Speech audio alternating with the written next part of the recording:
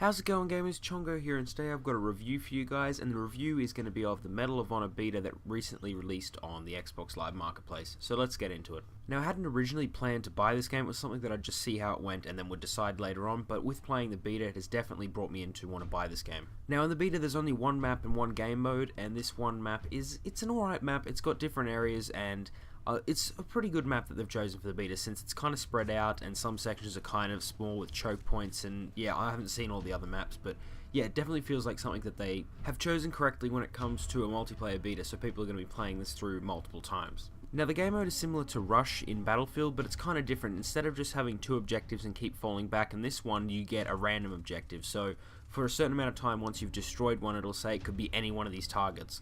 And I believe the defending team actually already knows, so that they can sort of get ready and all that kind of stuff and start defending, while the attacking team isn't really sure where they have to go until they're given this information. This game mode is called Hotspot.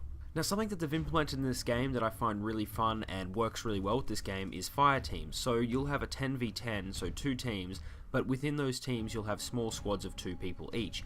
And it works really well because when you're in this squad, you can run up and hold X, and this will basically give them supplies and health and all that kind of stuff. So it sort of teaches you to stick together in your little mini squad, and yeah, it's really fun to play with someone else, and it takes away from Battlefield when it were 4-person squads. It didn't really feel like a team sort of a game at Battlefield to me. It always felt like you'd be split off and you'd just be in your own squad and you wouldn't really care about what anyone else was doing. Whereas this game, it's still got the team-based feel, but it's got a really cool squad-based feel. Sort of like Wingman in that sense, but 2 separate teams. It's kind of hard to explain, but yeah, it's definitely something that I enjoy, and I'm glad that they've implemented this kind of feature, and it's kind of a very unique feature that I feel I haven't really played a game that's done something like this before.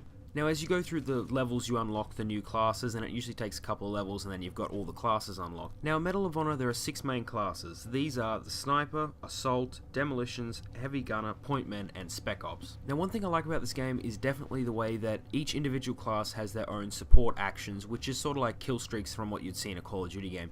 And for me, that's sort of nice because it seemed a bit weird, and people would just overuse certain kill streaks, whereas now they're sort of stuck on certain classes, as well as different classes having their own special abilities. Like, for example, the Demolitions has this blast shield that he can put over his head, and basically means he can take more damage. Currently, the leveling in the beta is a bit weird because you'll go through a game and usually you can get a whole level up in a game, so I'm not sure if they're going to move this back in the full game. My guess is they probably would, because maybe they just want people to get through the levels faster in the beta, but I guess we'll have to see. Now, also in this, it's really awesome to actually play as your nationality of choosing. Currently in the beta though, there are only certain nationalities to be chosen for certain classes, but in the full game you unlock more nationalities for more classes. But I've always liked the fact that in this you can play as, like, for example, I'm obviously Australian, so I can play as Australian Assault, and I'm hearing all these voices that are like, oh, basically talking in an Australian accent. And it's kind of good, and it seems something that I've never really seen brought in from another game. It's always like, this is your team, this is who you are, you don't have a say in it. Whereas this, it's a lot cooler to be able to actually have this kind of option. Now, there are many different support actions that you can call in, and what's different about this is instead of just giving you the one support action, in this it'll give you a choice of 2. Like, for example, sometimes when I'm playing as Assault, I'll get the choice between either using a smoke grenade or a mortar, and that's really good because, if, for example, if I'm attacking, I may not actually wish to use the mortar because I may wish to just use a smoke screen so that I can move through and sneak through, whereas if I'm defending, I might want the mortar. So it's sort of thought that, and yeah, basically given you an option instead of just saying this is your kill streak. Now, in this game, you're able to give supplies to your buddy, but you're also able to give supplies to anyone else in your team, which I find is really awesome because it sort of gives the whole actual war feeling. Like these other games, it's kind of silly how in all these other games, when you're actually in a war, you're not able to give your teammates ammo, whereas in this one, you're actually able to share supplies and do all that kind of stuff, which, if you were in an actual war situation, that's what you'd want to do. You wouldn't want to have one teammate with no ammo just so you can get a more kill. You'd want to spread out your ammo and all that kind of stuff so that you're actually able to defeat the enemy. This game also has a lot of customization options, so you can change your optics on your gun, your stock, anything like that.